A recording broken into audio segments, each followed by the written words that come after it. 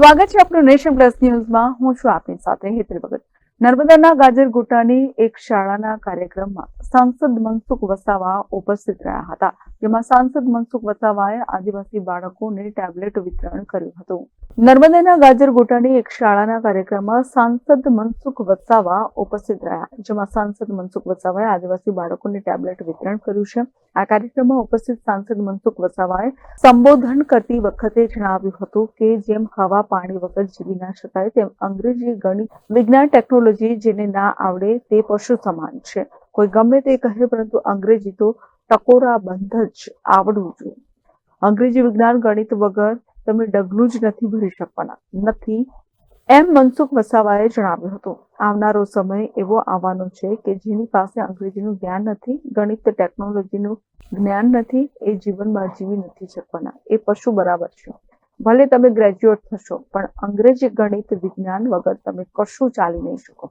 અંગ્રેજી તો પાવરફુલ રાખવાનું છે, અંગ્રેજી તો ખાસ આવડવું જોઈએ, કારણ કે દુનિયામાં ક્યાંય જવું હશે તો અંગ્રેજી ભાષાનું જ્ઞાન હોવું જરૂરી છે। આપણા વિદ્યાર્થીઓ ગણિત, વિજ્ઞાનના થોડા નબળા છે, એ માટે ક્યાંક થોડું ચાલશે, પરંતુ અંગ્રેજી તો ટકોરા બંધ આવડવું જ જોઈએ। જેને અંગ્રેજીનું જ્ઞાન છે, દુનિયામાં ક્યાંક પાછળ નથી પડવાના। પોપટની જેમ અંગ્રેજી આવડવું જોઈએ, એમ જણાવી મનસુખભાઈએ શિક્ષણ ક્ષેત્રે આગળ આવવું હોય તો અંગ્રેજી, ગણિત અને વિજ્ઞાન ભણવું જરૂરી હોવાનું જણાવ્યું હતું। અમે ટ્રાઇબલ વિસ્તારની કેટલીક જે માધ્યમિક શાળાઓ જે છે, 9મા ધોરણમાં ભણતા બાળકોને એક ટેબ્લેટ આપવાનો કાર્યક્રમ રાખ્યો છે।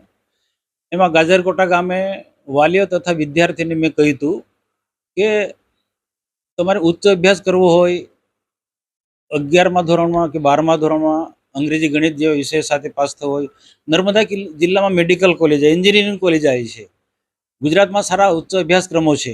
આ અભ્યાસક્રમોમાં જવું હોય, કોઈ ડૉક્ટર બનવું, એન્જિનિયર બનવું હોય, સરકારની અનેક પ્રકારની સ્પર્ધાત્મક પરીક્ષા હોય, એમાં પણ સારો દેખાવો કરવો હોય તો અંગ્રેજી, ગણિતની ખૂબ આવશ્યકતા છે, એના પર ખૂબ ભાર મૂકવો પડે, એ વાત મેં કહી હતી। અને આજે સ્વાભાવિક છે કે આજે ઇન્ટેલ ગામોની અંદર, ડુંગર વિસ્તારની અંદર જે સ્કૂલો ખોલી છે, અનેક ઘણા કારણોસર આજે અંગ્રેજી, ગણિત જેવા વિષયોનું ઓછું જ્ઞાન હોય છે, તો એ અને શિક્ષણનું પ્રમાણ પણ આવા વિસ્તારની અંદર નીચું છે, અને સરકારી આંકડો છે તો શિક્ષણનું પ્રમાણ ઉપર ઉઠાવવા માટે અને તેમાં શિક્ષણમાં પણ ગુણોત્તર શિક્ષણ પ્રાપ્ત કરે, અંગ્રેજી, ગણિત, વિજ્ઞાન જેવા વિષયોનું શિક્ષણ પ્રાપ્ત કરે, અને આવનારા દિવસોમાં કોઈ આદિવાસી ડૉક્ટર બને, એન્જિનિયર બને, કોઈ ક્લાસ 2 અધિકારી બને, સરકારની જે અનેક પ્રકારની જે જાહેર સ્પર્ધાત્મક પરીક્ષામાં સારો દેખાવ કરે, એ સાથે જ મેં કહ્યું છે। અને વિશેષ એ પણ કહ્યું કે સમય એવો આવવાનો છે કે જેની પાસે સમય એવો આવવાનો છે કે જેમ માણસ હવા પાણી વગર નથી જીવી શકતું, એમ અંગ્રેજી, ગણિત જેની પાસે નથી, એ સમાજની અંદર એ ટક્કર ઝીલી નથી શકવાનો, એ જીવી નથી શકવાનો, એ વાત મેં બહુ કહી છે। એક જગ્યાએ ને ગાજરકોટા નહીં, હું ઘણી જગ્યાએ કહું છું કે અંગ્રેજી, ગણિતનું વિજ્ઞાન અને ટેકનોલોજીના જમાનો તો એ જ્ઞાન તો હોવું જ જોઈએ, અને એ જ્ઞાન ના હોય એ પશુ સમાન છે, એ વાત બહુ સ્પષ્ટ કહી છે। સંસ્કૃતમાં પણ એવો શ્લોક છે કે જેની પાસે જે જ્ઞાન નથી, નોલેજ નથી, એ મૃત્યુલોકમાં પશુ સમાન છે। એ શ્લોકનું પણ આખું મેં ત્યાં પઠન કર્યું હતું અને અનુવાદ પણ કર્યું હતું। અને બિલકુલ આજે બિલકુલ મક્કમ છે।